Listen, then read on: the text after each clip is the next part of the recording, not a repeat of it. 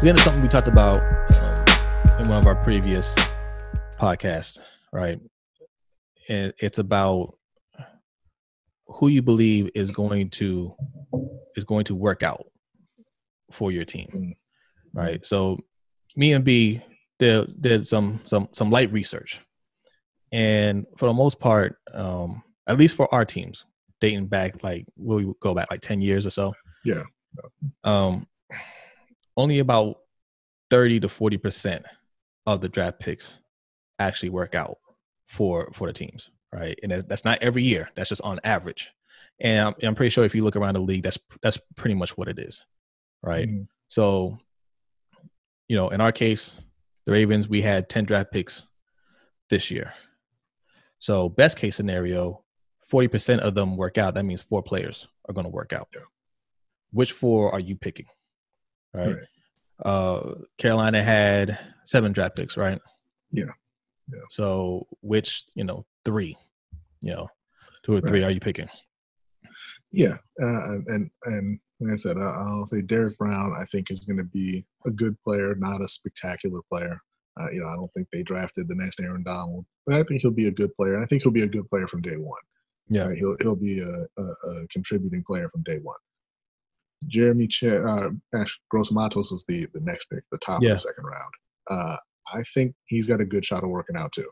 I know he's kind of raw, but he's got the athletic ability, I think, to develop into something special. Jeremy Chin, I don't think he has it. I don't think he's going to make it.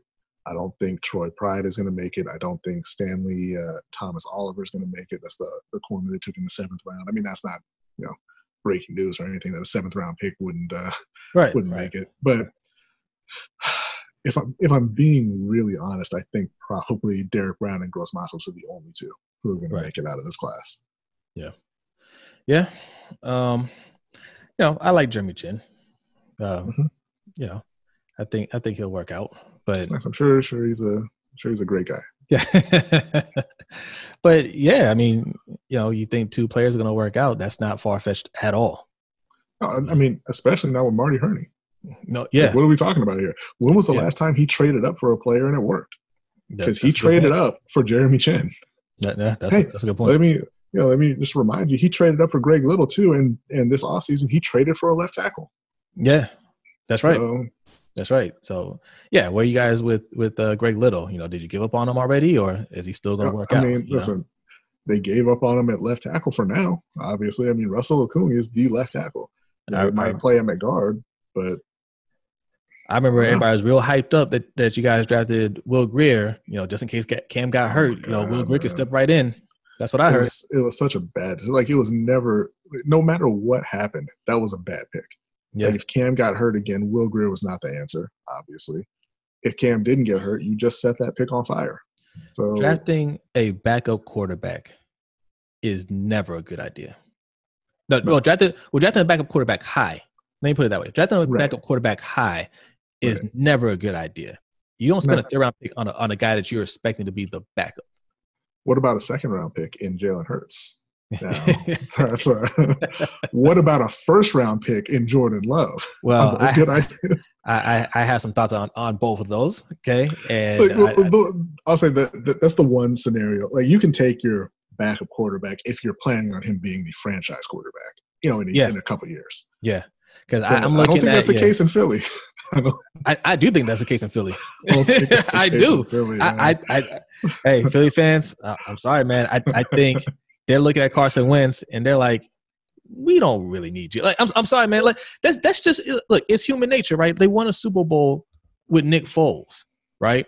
Yeah. And then the following year they won that 1st round of the playoffs against Chicago with Nick Foles, and they make it to the playoffs last year, and they played a close game with Josh McCown. Listen, Carson has pre-existing vacation plans at the beginning of the what are you not understanding about this? He can't be there. So what do you want me to do? It's cold. If he could, he would. If he could be there, he would be there. But listen, you got a ring. How are you upset with him? I think they're seriously looking at it and saying we can definitely get along without this guy. I'll say you better be seriously looking at it if you drafted Jalen Hurts in the second round. I I just think they don't are. think they are. I don't think they are. Uh, I don't think they're going to move on from All-American Midwestern Carson Wentz for Jalen Hurts. I do not believe it. Man, I just have a feeling. I'm not saying that they're definitely going to do it, but I think they are thinking about it for sure. All right. And Carson Wentz better work on them hands. Yeah. And in Green Bay, that's definitely what's going on. Yeah. Yeah. I mean, that's definitely what's going on. It's less of a plan for the future and more of a I hate you, Aaron. Yeah. Like you're kind of a jerk. I don't want you around here anymore. I mean, as far as I'm concerned, if you're gonna make that move, you can go ahead and trade him now. Yeah. You know, like why go through all of this? I mean, you don't waste a first round pick, even if it's for a year for a guy, you know, to back up. Like, don't do that. All right. Well, look, but you know, that's how they got Aaron Rodgers. It is. He sat for 3 years. But, well, look, it's a little different because in Aaron Rodgers' case, you know, you had Brett Favre that kept on going back and forth on whether or not he was going to retire. And I think they truly did not know if he was coming back or not. And they're like, well, we can't sit here and just, you know, and just be held hostage to you know, your feelings, you know, your emotions. Like we had to get this guy just in case you don't come back. I don't think they were planning on sitting Aaron Rodgers for 3 years. I think. Oh no, I don't think so either. Yeah. And in fact, I know they were. Because after that third year, you know, they had to push Favre out. Like, look, man, no, that's it. Yeah. You know. So I'll say they sent Aaron a few pretty clear messages that he's not long for the Packers. You know, one of them is Jordan Love, obviously. The other is, well, you passed on drafting wide receiver at all, let alone the first round. Yeah. And then you only signed Devin Funchess in free agency. That's not I love you, Aaron. No, it's not. That's I'm gonna annoy you until you ask me to leave. Yeah, this is just they're playing a chess game, right? They don't want him to be there. They're making it clear that they don't want him there, but they're trying to force Aaron to request a trade so that they can say, "Hey, we didn't force Aaron out." Because like it's Green Bay, right? Like you can't just kick the guy out, especially when he's still playing well, right? Yeah. Fans aren't going to go for that. But if he asked to leave, what could we do? You know? Well, that guy was always a dick anyway. Who's the next guy? Yeah. Right. But I think that's what they're doing. I think they're kind of showing like, no, like we don't really want you here. Why don't you request a trade and we'll find a place for you. I feel like their quarterback luck has run out though, because Jordan Love ain't gonna make it. Look, I root for the black quarterback, so I'm not gonna say nothing about him. Because you don't have anything nice to say. Yet. I don't think he's gonna make it. I don't know why. I don't know what you saw that possessed you to take him in the first round, but I don't know. But I wish him nothing but the best. Okay, so let's talk about the Ravens. We got way off track. little bit off track there. Okay, off track. So it's important stuff though. Okay, so who are the 3 to 4 players I think are going to work out from this year's draft? Right, we drafted 10 players. I really like Patrick Queen. I really like J.K. Dobbins. Right, I think those 2 are going to be stars. And man, it's hard to draft a bust at running back, isn't it? Who's the last bust? Was it Trent Richardson? Trent Richardson was a massive bust. Yeah. I mean, you could sort of say Leonard Fournette, although he can play. I don't think he's a bust. Not to the level that you were hoping for. Yeah. I wouldn't classify him as a bust. I don't think people look at him as a bust anyway. Well, I'm saying if you're defining bust as production relative to expectations, he's a bust because you were expecting a lot more for the number 4 pick. Yeah. But no, like I said before, I think J.K. Dobbins is going to look like a superhero in this offense. Yeah. Right. I mean, he's already an amazing athlete, very skilled running back already on his own. Yeah. But in every facet of the game. Yeah. Not even just not just a great runner. He can catch the ball. Yeah. So I think he's gonna be amazing to watch. After that, Oh no, I'm sorry, not to interrupt. The last busted running back was Darius Geis. what round did he get drafted in? Second round.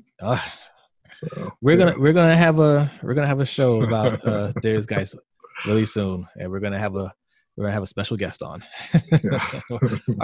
One of our good friends who's a don't worry, it's not team, Darius. He's busy. Washington football team fan. Yeah. He'll be on to discuss Darius Geis. Yeah, no, it ain't Darius Geis. Don't worry about that. Yeah, so I would probably say one of the interior linemen that we drafted Ben Bredesen and we drafted Tyree Phillips. I think one of them will end up working out. Okay, and then you're at 3. We're at 3. And then my 4th player, I'm going to say Justin Madubuike will work out. I like Malik Harrison. He was actually somebody that I was looking at that we could get to fill in that linebacker spot, so we didn't have to use a first-round pick on a linebacker. So it's not that I think. Hey, you got him. So yeah, congrats. But I think he's not going to beat out LJ Ford. I don't think he's going to beat out LJ Ford. Obviously, he's not going to beat out Patrick Queen. So at best, he'll be a rotational player. Yeah. Right. And that's not even to say anything about his talent or him as a player. I just don't think he's going to work out for us. Right. Yeah. Devin Duvernay, I don't think he's going to work out for us. So those are my 4. And look, I think the sleeper there, if the wide receiver was going to work out, I think it would be Prochet anyway. I agree. So, but just to be clear, Prochet is not going to work out either. Yeah, right. Yeah. So. I'm not picking him either. Look, there's obviously going to be some fans that disagree with that, right? There's a lot of Ravens fans that love Devin Duvernay. Okay, he has a good college tape. There's some fans that love the Malik Harrison pick, right? But we do you have to be honest with yourself, man. Like every fan base does this. You do this to yourself every year. You look at who you picked, the guys that your team picked, and you get excited about each and every one of them, and you can picture in your head how they're going to work out, and you're just like, yeah, he's going to be good. Yeah, that's a good pick. Right. Yeah, he's going to work out. But you never go back and look and be like, yeah, man, I was wrong about him. Maybe I should temper my expectations for the following year. You never do that. We don't do that. No, because it's a draft season, and there's no football for months. Once the draft happens, and all you have to think about is, man, this class is going to lead us to the promised land. And every now and then it happens, and that keeps the hope alive for everybody else. That happened with the Saints. They hit on their first 5 picks a few years ago. Well, happened with Seattle. Marshawn Lattimore and Kamara and them. They hit on 5 of those picks, and they went from a team who wasn't good the year before, wasn't really expected to be any good the following year, to a Super Bowl contender. Yeah, because they hit on so many picks in that class. And that, that keeps hope alive for every other franchise in the league, sure, every other fan base. And hopefully that's this class. I'm not rooting against any of these players. I hope they all work out. I would love to be that, for us to be that lucky. But the reality is, on average, 30 to 40% of your draft class ends up working out. And we had 10 draft picks this year. So if you like Duvernay, if you like Malik Harrison, you like Madubuike, you like Prochet, you like the offensive lineman, okay, that's great. Who's not going to work out then? Who are your 4 players? Hell, who are your 5 players, right? Because even if you say, okay, I think half them going to work out. All right, who are you keeping out? Yeah.